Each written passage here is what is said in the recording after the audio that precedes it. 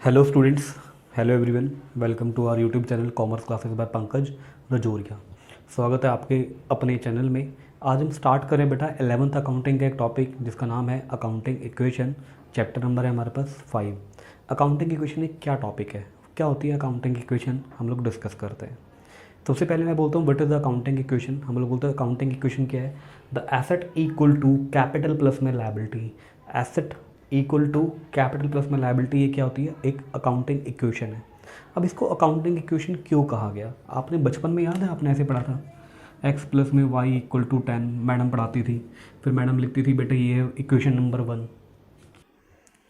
तो मैडम इसको क्या कहती है बेटा, मैडम इसको कहती थी बेटा ये एक मैथमेटिकल इक्वेशन है, ये इक्वेशन नंबर 1 हो गई। मैडम इसको इक्वेशन का नाम देती थी ना, बोलती थी ना इक्वेशन है। तो बेटा ये भी क्या है, एक इक्वेशन है। बस इसको अकाउंटिंग इक्वेशन कहा जा रहा है क्यों, here the data is use for accounting. जो यहाँ पे डाटा यूज़ किया गया वो डाटा कौन सा डाटा है, अकाउंटिंग डाटा है। अकाउंटिंग डाटा अगर किसी इक्वेशन में यूज़ किया जा रहा है तो उस इक्वेशन को हम लोग क्या बोलते हैं, अकाउंटिंग इक्वेशन। अगर कभी आपको अकाउंटिंग इक्वेशन का मीनिंग लिखना पड़े तो आप लिख सकते हैं the equation which carry the data, the accounting data is called accounting equation. जो इक्वेशन जिसमें अकाउंटिंग डाटा इन्वॉल्व है उस इक्वेशन को हम लोग क्या बोलते हैं, अकाउंटिंग इक्वेशन बोलते हैं। तो हमारा पर्पज़ क्या है अकाउंटिंग इक्वेशन सीखने का, आज हम इस टॉपिक पे डिस्कस कर रहे हैं। अकाउंटिंग इक्वेशन ये चैप्टर में क्यों पढ़ाया जा रहा है सर, अकाउंटिंग इक्वेशन सिखाने का जो मेन ऑब्जेक्टिव है वो ये है, हमारा अकाउंटिंग का थिंकिंग प्रोसेस बढ़ जाए, हम अकाउंटिंग के बारे में अच्छे से कैसे सोचें। इस टॉपिक का मेन ऑब्जेक्टिव यही है, ठीक है जी। तो कैसे बनेगी अकाउंटिंग इक्वेशन हम लोग डिस्कस करेंगे। सबसे पहले मैं अकाउंटिंग इक्वेशन को डिस्कस कराने से पहले आपको एक बात बता दूं कि अकाउंटिंग इक्वेशन के लिए आपको क्या चाहिए, अकाउंटिंग डाटा चाहिए। तो पहले आपको अपने डाटा की नॉलेज होनी चाहिए ना, तभी तो बनेगी अकाउंटिंग इक्वेशन। तो डाटा में क्या क्या है, डाटा में है एसेट, डाटा में है कैपिटल, डाटा में है लायबिलिटीज़। पहले हम ना बेटा इनको डिस्कस करेंगे जो हमारा अकाउंटिंग डाटा है। तो अकाउंटिंग डाटा के अंदर अगर हम बात करते हैं, सबसे पहले डाटा क्या है, एसेट। सबसे पहले हम लोग एसेट को डिस्कस करेंगे, तो लिखते हैं बोर्ड पे व्हाट इज द एसेट। तो हम लोग सबसे पहले स्टार्ट करेंगे बेटा एसेट, एसेट क्या होती है, ठीक है। तो एसेट के बारे में ना वैसे हमने चैप्टर 2 में आपको पढ़ाया था what is the asset, asset क्या होती है, ठीक है। लेकिन मैं यहाँ पे आपको दोबारा पढ़ाऊंगा एसेट, एसेट क्या होती है। सर आप दोबारा क्यों पढ़ा रहे हो, दोबारा बेटा इसलिए पढ़ा रहा हूँ क्योंकि मैं इस चैप्टर में ना एसेट को उस तरीके से पढ़ाऊँगा जैसा मुझे इस चैप्टर में चाहिए। समझ में ही बात, वहाँ पर मैं आपको एसेट डिटेल में पढ़ा रहा था क्योंकि मेरे को एसेट का मीनिंग बताना था आपको। लेकिन यहाँ पर मुझे एसेट का मीनिंग के साथ साथ ना मुझे एसेट को इस्तेमाल करना है, तो मुझे उस तरीके से पढ़ना है जैसा मेरे को अकाउंटिंग इक्वेशन चाहती है। तो एसेट का मीनिंग मैंने आपको क्या बताया था, एसेट का मीनिंग मैंने आपको बताया था, एसेट क्या होती है, बिजनेस में पैसा खर्च करके जो भी सामान हम लेके आते हैं वो हमारे लिए क्या होती है, एसेट होती है। बिजनेस में पैसा खर्च करके जो सामान हम लेके आते हैं उसके हम क्या बन जाते हैं, मालिक बन जाते हैं। और जिस भी सामान के हम मालिक होते हैं वो सामान हमारी क्या होते हैं, एसेट होती है। सिंपल है।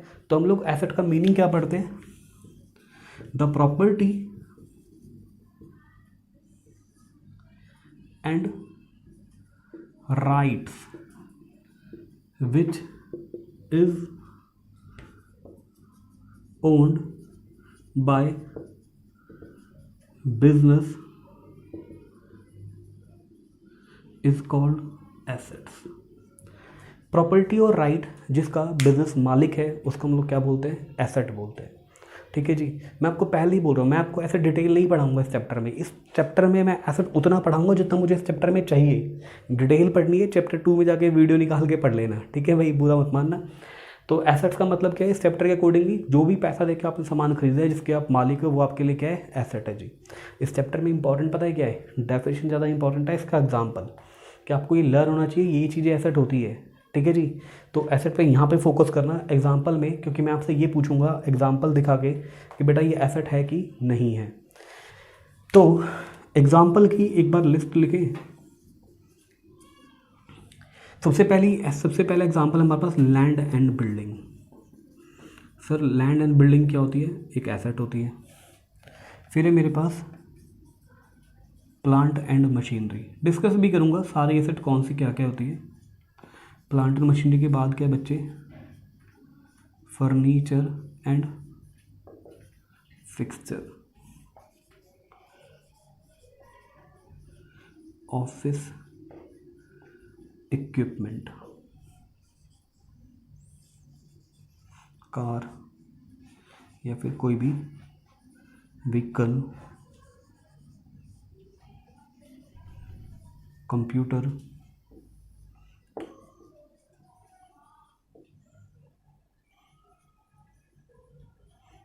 Cash balance,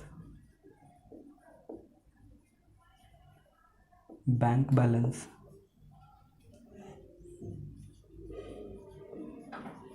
debtors, bills, receivable,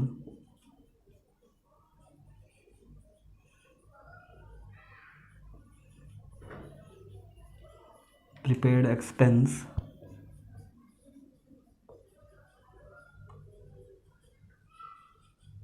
accrued income. तो ये थे हमारे मेन एसेट के एग्जाम्पल। और एक भूल गए हम लोग, स्टॉक। ठीक है बेटा, ये थे हमारे क्या एसेट के एग्जाम्पल। सर ये इंपॉर्टेंट है, आपको पता होना चाहिए क्या क्या चीज़ें एसेट है। लैंड एंड बिल्डिंग, ज़मीन और उस पर बनी हुई इमारत एसेट है। प्लांट एंड मशीनरी, मशीनरी से आप लोग जानते ही है, जिस जगह पे मशीनरी इंस्टॉल की जाती है उसको बोलते हैं प्लांट। फैक्ट्री की जगह। फर्नीचर एंड फिक्सचर, ये आर है बेटा, दोबारा लिख देते हैं, स्पेलिंग अलग तरीके से लिख दी। Furniture and fixture. फर्नीचर भी हमारे लिए क्या होता है, एसेट होता है। फिक्सचर एक ऐसा तरीके का फर्नीचर जो एक जगह फिक्स होता है, उसको हम लोग बोलते हैं fixture. Office equipment, office equipment जैसे आपके ऑफिस में कोई आरओ मशीन लगी हुई है, that is a part of the office equipment, आप काउंट कर लेते हैं इन्हें। कार, व्हीकल, किसी प्रकार का कोई भी व्हीकल, ये भी आपकी एसेट है। कंप्यूटर, चाहे हार्डवेयर हो चाहे सॉफ्टवेयर वाला पार्ट हो कंप्यूटर का, ये भी क्या है, आपकी एसेट है। ठीक है जी। इसके बाद है बच्चे कैश बैलेंस, जो भी आपकी जेब में पैसा है वो आपके लिए क्या है, वो भी आपकी एसेट है। बैंक बैलेंस, जो हमारे बैंक में पैसा है वो भी हमारे लिए क्या है, एसेट है। डेटर्स, डेटर्स क्या होते हैं, अगर आपने चैप्टर 2 की वीडियो नहीं पढ़ी तो अभी यहाँ पे सुन लो ध्यान से। डेटर्स हम लोग बोलते हैं उन लोगों को जिनको हम उधार सामान बेचते हैं। जिनको हम उधार सामान बेचते हैं वो क्या होते हैं, डेटर्स होते हैं। ठीक है जी। कौन होते हैं डेटर, जिन्हें हम उधार सामान बेचते हैं। और डेटर हमारे यहाँ पे एसेट्स में क्लासीफाई किया जाता है। Debtor is a part of the asset. Bill receivable, bill receivable क्या होते हैं, ये डेटर से एक कदम आगे की बात है। डेटर से एक कदम आगे की बात है। अगर किसी को आपने उधार सामान बेचा तो वो क्या बन गया, डेटर। ठीक है। लेकिन अगर आपने किसी को उधार सामान बेचा और बेचने के बाद आपने उससे बोला भाई ये कागज़ पे लिख के दे, वादा कर कि तू मेरे को 3 महीने के अंदर अंदर पैसे देगा ही देगा, तो इस केस में आपने सामान तो उधार ही बेचा है लेकिन आपने एक साइन करवा लिया ना उसे कागज़ पे, तो डेटर नहीं बनेगा, तो बनेगा बिल रिसीवेबल। तो क्या बनेगा, बिल रिसीवेबल। ठीक है। लेकिन नेचर तो दोनों का सेम है, दोनों जनरेट किससे हुए, उधार सामान बेचने से। तो डेटर भी एसेट है और बिल रिसीवेबल भी क्या है, एसेट है। क्लियर है। इसके बाद क्या बेटा, prepaid expense. What is the prepaid expense, prepaid expense बोलते हैं जो भी खर्चा हम लोग एडवांस में पेड कर देते हैं, जो भी खर्चा हम लोग पहले ही पेड कर देते हैं, ऐसे खर्चे को हम लोग क्या बोलते हैं, प्रीपेड एक्सपेंस। जो भी खर्चा आपने एडवांस में पेड कर दिया, आपने इस साल अगले साल का रेंट पेड कर दिया। आपका मकान मालिक आया, बोला भैया इस महीने इस साल का किराया पेड कर दे। ठीक है, 2,000 रुपये किराया था, साल का कितना बना, 24,000 रुपये। आपने उसको दे दिया कितने रुपये, 30,000 रुपये। तो 30 में से 24 तो इस साल गए, 6,000 रुपये नेक्स्ट ईयर आपने बोला भाई अगले आगे एडजस्ट कर लियो, कोई बात नहीं। तो 6,000 रुपये जो आपने एडवांस में दिया ना बेटा, वो क्या है, प्रीपेड एक्सपेंस। जो भी खर्चा हम लोग एडवांस में पेड कर देते हैं उसको हम क्या बोलते हैं, प्रीपेड एक्सपेंस। और प्रीपेड एक्सपेंस क्या मनाता है, एसेट मनाता है। ध्यान रखना, ठीक है जी। और याद रखना क्योंकि बड़ा काम आने वाला है, टीचर फंसा लेते हैं यहाँ पे बच्चों को प्रीपेड एक्सपेंस पेपर में डाल के। प्रीपेड एक्सपेंस के बाद है अक्रूड इनकम। अक्रूड इनकम क्या होती है बच्चे, अक्रूड इनकम बोलते हैं वो इनकम जो हमने अर्न तो कर ली लेकिन हमारे को रिसीव नहीं हुई, ऐसे इनकम को हम लोग क्या बोलते हैं, अक्रूड इनकम। क्लियर है, ठीक है जी। जो इनकम अर्न तो कर ली लेकिन रिसीव नहीं हुई। स्टॉक, गुड्स, गुड्स का तो मैं पता ही है भैया, गुड्स तो क्या होता है, एसेट होता है। ठीक है, गुड्स पता है ना, गुड्स क्या होता है, जो सामान हम खरीदते बेचते हैं बिजनेस में उसको हम क्या बोलते हैं, गुड्स बोलते हैं। तो ये थे मेरे एसेट्स के एग्जाम्पल। मैंने आपको पहले ही बोला था कि मैं इस चैप्टर में थोड़ा अलग तरीके से डिस्कस करूंगा एसेट को। अलग तरीके से मैंने क्यों डिस्कस किया, एक्चुअली मुझे नॉलेज में क्या चाहिए, मुझे चाहिए एसेट्स, कैपिटल और लायबिलिटी। मुझे ये चाहिए कि आपको ये सब दिखाई देंगे, आप इन्हें देख के पहचान के बताएंगे सर ये एसेट है। तो ये मुझे क्वेश्चन में मिलेंगे, जो एसेट होगी उसको एसेट में लिख दूंगा, जो लायबिलिटी होगी उसको लायबिलिटी में लिख दूंगा, जो कैपिटल होगी उसको कैपिटल में लिख दूंगा। तो आप समझ रहे हैं मेरे को क्या कौन सी नॉलेज चाहिए आपसे, मुझे चाहिए आपको ये सब पता होने चाहिए। इनको उठा उठा के जो एसेट है उनको एसेट में डालो, जो लाइबिलिटी उनको लाइबिलिटी में डालो, जो कैपिटल उनको कैपिटल में डालो। तो मैं आपसे पूछूंगा अगली क्लास के अंदर, बेटा लैंड एंड बिल्डिंग क्या होती है? एसेट की लाइबिलिटी। ठीक है, तो आगे चलते हैं बच्चे। तो बेटा हमारा अगला टॉपिक है कैपिटल। अगला टॉपिक क्या है? कैपिटल। कैपिटल क्या होती है? कैपिटल आप पहले से जानते हैं, मालिक बिजनेस में जो भी पैसा लगाता है बिजनेस को चलाने के लिए, उसको अपन क्या बोलते हैं? Capital. The amount invested into the business by honour is called capital. तो कैपिटल समझ में आता है आपको? कैपिटल के लिए अच्छी बात यह है कि इसका कोई एग्जाम्पल जो है, एग्जाम्पल पर्टिकुलर नहीं होगा। क्वेश्चन खाली इतना ही बोलेगा कि मालिक ने बिजनेस में इतना पैसा लगाया है, आप पहचान जाना कि कैपिटल है, खत्म। अगला है लायबिलिटीज। लायबिलिटीज क्या होती है? जो भी पैसा बिजनेस को चुकाना है किसी को, वो बिजनेस के लिए क्या है? लायबिलिटी। जो भी पैसा चुकाना है बिजनेस को किसी को, वो क्या है? बिजनेस के लिए liability. The amount payable by business is called liability. Payable का मतलब क्या होता है? चुकाना है। क्लियर है? इसके बाद लायबिलिटी के एग्जाम्पल क्या है? लायबिलिटी के एग्जाम्पल है creditor, bill payable, loan, outstanding expense, advance income. ये सारे हमारे लिए क्या है? लायबिलिटी है। क्रेडिटर क्या होते हैं? जिनसे हम उधार सामान खरीदते हैं उन्हें हम लोग बोलते हैं क्रेडिटर। याद रखिएगा, जिनसे हम उधार सामान खरीदते हैं वो क्या होते हैं? क्रेडिटर होते हैं। बिल पेबल, इनसे एक कदम आगे की बात, अगर हमने किसी से उधार सामान खरीदा तो वो बना मेरा क्रेडिटर, लेकिन उसने मुझसे कागज़ साइन करवा लिया कि भाई साइन करके दे कि तू मुझे 2 महीने के अंदर पैसे पेड कर देगा। अगर उसने मुझसे साइन करा लिए तो मेरा क्रेडिटर नहीं, वो बन जाएगा मेरा बिल पेबल। समझ में आई बात? What is the creditor and what is the bill payable? पहला स्टेप सेम है, उधार सामान खरीदा, कागज़ साइन करवाया तो बिल पेबल, कागज़ साइन नहीं करवाया तो क्रेडिटर। ठीक है जी। और जो कागज़ साइन कराने की बात करें ना, उस कागज़ को बोलते हैं बिल्स ऑफ एक्सचेंज। ठीक है बेटा। नेक्स्ट है लोन। अगर आपने किसी से लोन लिया है, चाहे बैंक से लिया हो चाहे किसी और से लिया हो, तो वो लोन आपके लिए क्या होगा? लायबिलिटी होगा। लेकिन अगर आपने लोन किसी को दिया है तो वो क्या होगा? एसेट होगा। लिख लेना एसेट साइड में जाके अपने आप, वहाँ पे मैंने नहीं लिखा। Outstanding expense. आउटस्टैंडिंग एक्सपेंस का मतलब क्या होता है? जब भी वर्ड आ जाए आउटस्टैंडिंग, इसका मतलब होता है जो खर्चा हमने कर तो दिया लेकिन हमने उसके पैसे नहीं चुकाए, तो उसको क्या बोलते हैं? Outstanding expense. पैसे नहीं चुकाए ना, तो भैया चुकाने तो है ही, इसलिए आउटस्टैंडिंग एक्सपेंस क्या है? एक लायबिलिटी। ठीक है जी। तो आउटस्टैंडिंग एक्सपेंस समझ में आता है? जो खर्चा कर दिया लेकिन मैंने उसके पैसे नहीं चुकाए, उसको हम क्या बोलते हैं? Outstanding expense. आउटस्टैंडिंग एक्सपेंस के बाद है बेटा एडवांस इनकम। क्या होती है एडवांस इनकम? जो इनकम मैंने रिसीव तो कर ली लेकिन मैंने अभी तक उसके लिए काम नहीं किया है, तो ऐसी इनकम को हम लोग क्या बोलते हैं? Advance income. एडवांस इनकम क्या होती है? लायबिलिटी होती है। सर हमारी तो समझ नहीं आई, लायबिलिटी कैसे हुई? पैसे तो मिल गए हमें, फिर लायबिलिटी क्या है? बेटा पैसे मिल गए, आपने काम नहीं किया है, कल वो सामने वाला पैसे वापस मांग तो सकता है ना आपसे। मैंने आपको ट्यूशन पढ़ाने के लिए एग्री कर दिया, एग्जाम्पल सुनो मेरा ही, मैंने आपको ट्यूशन पढ़ाने के लिए एग्री किया, मैंने आपसे महीने के पहले दिन ही बोल दिया, मैंने कहा बेटा 20,000 रुपये पूरे साल की फीस 20,000 रुपये लेके आ जाए, मैं तुझे बहुत बढ़िया पढ़ा दूंगा। मैंने आपसे एडवांस फीस रिसीव कर ली, एडवांस इनकम आ गई। अगले दिन मैं आपको बोलता हूँ बेटा मैं नहीं पढ़ा रहा, क्या करोगे आप? क्योंकि भाई तू पढ़ा चाहे ना पढ़ा, पैसे वापस दे पहले। तो एडवांस इनकम जब आप किसी से रिसीव कर लेते हो ना बेटा, अगर आपने काम नहीं किया तो वो पैसा आपको वापस चुकाना पड़ेगा, और जो पैसा चुकाना है वो क्या है? लायबिलिटी। जब तक आप उसका काम नहीं कर दोगे तब तक वो क्या बनी रहेगी? आपकी लायबिलिटी बनी रहेगी। क्लियर है जी? तो बात समझ में आती है? तो आगे चलते बेटा। अकाउंटिंग, तो बेटा अकाउंटिंग इक्वेशन के अंदर ना हमारे को अकाउंटिंग इक्वेशन के अंदर एसेट्स जान लिया, कैपिटल जान लिया, लायबिलिटी जान लिया। एक चीज़ और जाननी बड़ी ज़रूरी है, इसके बगैर अकाउंटिंग इक्वेशन नहीं बनेगी। क्या है वो है एक्सपेंस। ठीक है, इसके बाद इनकम भी पढ़नी है। एक्सपेंस क्या होते हैं ये भी पता होना चाहिए, तभी आप अकाउंटिंग इक्वेशन बना पाओगे। तो एक्सपेंस की डेफिनेशन तो हमने चैप्टर नंबर 2 में भी डिस्कस की थी। What is the expense? हम लोग बोलते हैं the cost incurred to generate the revenue into the business. जो भी कॉस्ट इंकर्ड की है आपने बिजनेस में रेवेन्यू को जनरेट करने के लिए, ऐसी कॉस्ट को क्या बोलते हैं? एक्सपेंस बोलते हैं। तो रेवेन्यू को जनरेट करने के लिए जो भी पैसा खर्च करना पड़ता है उसको हम क्या बोलते हैं? एक्सपेंस बोलते हैं। What is the revenue? Revenue क्या होती है? रेवेन्यू हम लोग बोलते हैं जो पैसा हम लोग कमाते हैं ना, जैसे मैं आपको जैसे मैं आपसे फीस लेता हूँ पढ़ाने के बदले में, 600 रुपये मैं आपसे ले रहा हूँ पढ़ाने के बदले में, वो मेरे लिए क्या है? वो मेरे लिए क्या है? रेवेन्यू। और रेवेन्यू को जनरेट करने के लिए जो खर्चा करना पड़ रहा है वो क्या है? एक्सपेंस। समझ में आई बात? तो एक्सपेंस मेरे लिए इंपॉर्टेंट है एग्जाम्पल कि पढ़ के मुझे ये बात पता लगे कि ये एक्सपेंस है कि ये एक्सपेंस नहीं है।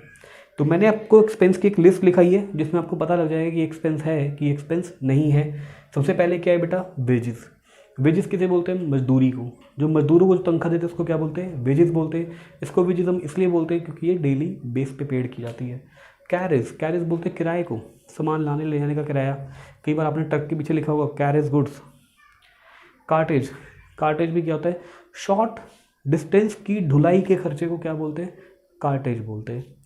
फ्रेट, फ्रेट भी किराए को बोलते हैं, सामान लाने ले आने के किराए को। ऑक्ट्रॉय ड्यूटी, ऑक्ट्रॉय किसे बोलते हैं, चुंगी को।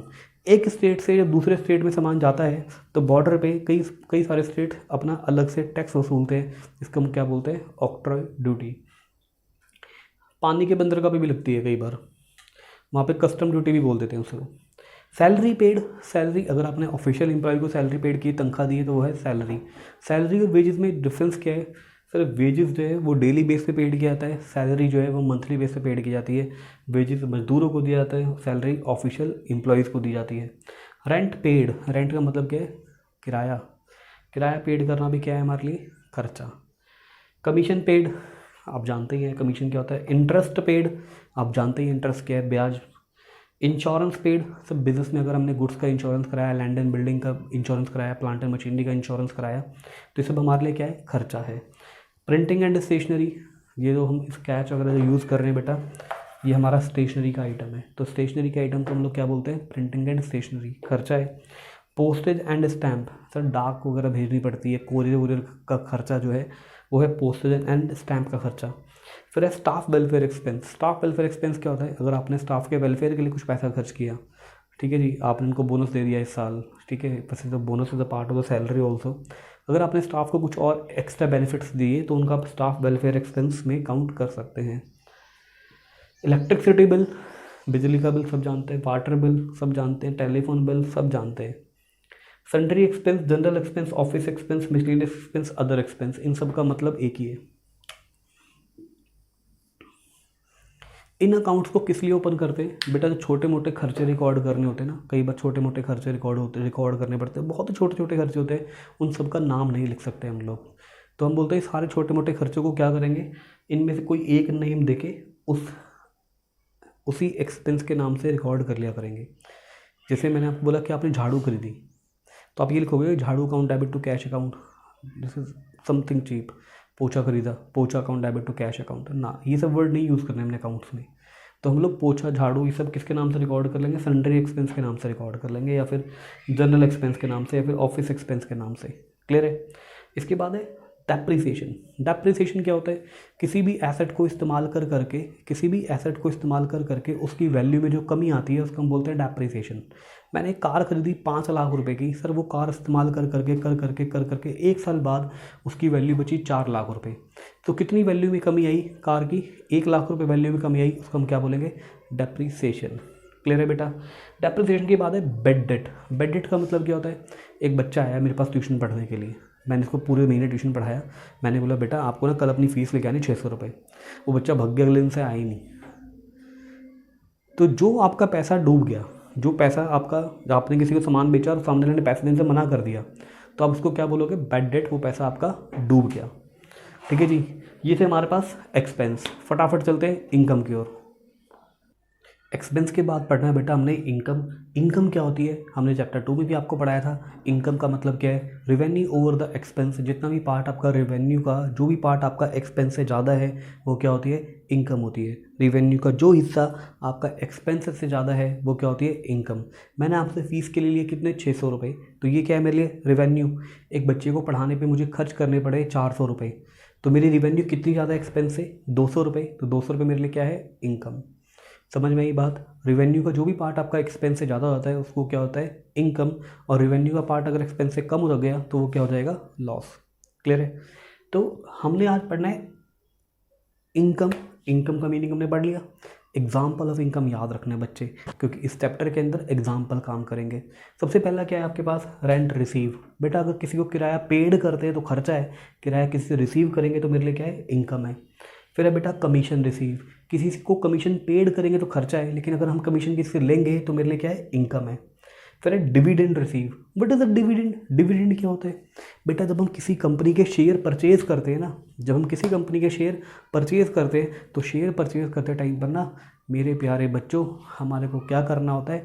शेयर परचेज करते टाइम पर जैसे ही हम किसी कंपनी के शेयर परचेज करेंगे, शेयर परचेज करते हम उस कंपनी के क्या बन जाएंगे? मालिक बन जाएंगे। जैसे ही किसी कंपनी के हम शेयर परचेज करेंगे, शेयर परचेज करने से हम क्या बन जाएंगे? उस कंपनी के मालिक बन जाएंगे। और अगर मालिक बन गए तो कल कंपनी के प्रॉफिट में हिस्सा मिलना चाहिए में नहीं मिलना चाहिए? मिलना चाहिए, है ना? कल कंपनी के प्रॉफिट में हमें हिस्सा मिलना चाहिए। जैसे ही हम किसी कंपनी के शेयर परचेज करते हैं हम बन जाते हैं उस कंपनी के मालिक, और मालिक बनते ही हमें उस कंपनी के प्रॉफिट में भी हिस्सा मिलता है। और प्रॉफिट में से जो हमें हिस्सा मिलेगा ना, that is called dividend. That is called dividend. Dividend को हिंदी में बोलते ही हैं प्रॉफिट का हिस्सा। क्लियर है? डिविडेंड के बाद क्या है? Interest received. आपको पता है इंटरेस्ट क्या होता है? आपने किसी को लोन दिया था, अब आज उससे ब्याज ले रहे हो, तो वो आपके लिए क्या है? इनकम है। सरेंडरी इनकम, अदर इनकम, दोनों एक ही मीनिंग है बेटा। सरेंडरी इनकम, अदर इनकम हम लोग बोलते हैं कि अगर कोई छोटी मोटी बिजनेस में इनकम जनरेट हो गई, ठीक है, जैसे सेंटर के अंदर मुझे कभी किसी बच्चे के पैसे पा गए, मुझे एक 10 का नोट मिला, ठीक है, मैंने बच्चों को अनाउंस किया, मैंने कहा बेटा किसके 10 रुपये, किसके 10 रुपये, कोई नहीं बोला, तो मैंने बोला चलो ठीक है भाई अपने ही पे रख लो, और क्या। अब उसको मैं क्या लिखूँ? पैसे पाए इनकम ना, अजीब है। तो उसको मैं किसके नाम से रिकॉर्ड करूँगा? सन्ड्री इनकम के नाम से या फिर अदर इनकम के नाम से। अब लास्ट है बेटा मेरे पास bad debt recover. Bad debt recover क्या होता है? अगर कभी कोई बच्चा मेरे पैसे लेके भाग गया, ठीक है, मैंने उसको पढ़ाया और 600 रुपये मेरे को उससे लेने थे, उसने मुझे फ़ीस के पैसे नहीं दिए, तो वो मेरा क्या हो गया? बैड डेट हो गया। बट वो घर पे गया, उसके मम्मी पापा ने समझाया उसे कि बेटे तूने गलत काम किया है, सर के पैसे तो देने चाहिए थे। तो वो बच्चा मेरे पास थोड़े दिन बाद आया, बोला सर ये अपने पैसे पकड़ो, ठीक है, मैंने आपकी फ़ीस नहीं दी थी, आज मैंने आपकी फ़ीस चुका दी। तो मेरे लिए क्या हो गया? मेरा डूबा हुआ पैसा वापस मिल गया, वो मेरे लिए बैड डेट रिकवर हो गया। तो बैड डेट को बोलते हैं हम लोग एक्सपेंस, और बैड डेट रिकवर को मैं क्या बोलूँगा? इनकम। क्लियर है बेटा? तो आज मैंने आपको क्या पढ़ाया? आज मैंने आपको पढ़ाया अकाउंटिंग इक्वेशन के सारे बेसिक, जो अकाउंटिंग इक्वेशन सीखने के लिए ज़रूरी थे। आपको अकाउंटिंग इक्वेशन सीखने के लिए जितने भी बेसिक्स है सबके सब पढ़ा दिए गए। अब क्या होती है accounting equation? Asset equal to capital plus में लायबिलिटी। अब एसेट क्या होती है पता है आपको, कैपिटल क्या होती है पता है आपको, लायबिलिटी क्या होती है पता है आपको। फिर मैंने आपको 2 टॉपिक और पढ़ाए, एक्सपेंस और इनकम। अगर आपको ये टॉपिक सही में सीखना है ना बच्चे, तो जितनी मेहनत मैं कर रहा हूँ ना उतनी आपको भी करनी है। आपको करना क्या है? सब लर्न करना है कि इनकम क्या होती है, एक्सपेंस क्या होती है, एसेट क्या होती है। अगर आपको ये सब चीज़ें लर्न हो गई, एसेट क्या होती है, लायबिलिटी क्या होती है, इनकम क्या होती है, एक्सपेंस क्या होती है, आप पढ़ के पहचानने लग गए ना, तो आपको ये टॉपिक बहुत बढ़िया समझ में आ जाएगा। ठीक है जी, तो आज हम क्लास यहीं पे समाप्त करेंगे अपनी। ठीक है, नेक्स्ट क्लास में डिस्कस करेंगे कैसे बनती है अकाउंटिंग इक्वेशन। ठीक है, अगर आपको आज की क्लास अच्छी लगी है तो लाइक करें, सब्सक्राइब करें, शेयर करें, जाते जाते ना यार बेल आइकन प्रेस कर देना ताकि अगली क्लास की खबर मिल जाए आपको। ठीक है जी, ओके, गुड बाय।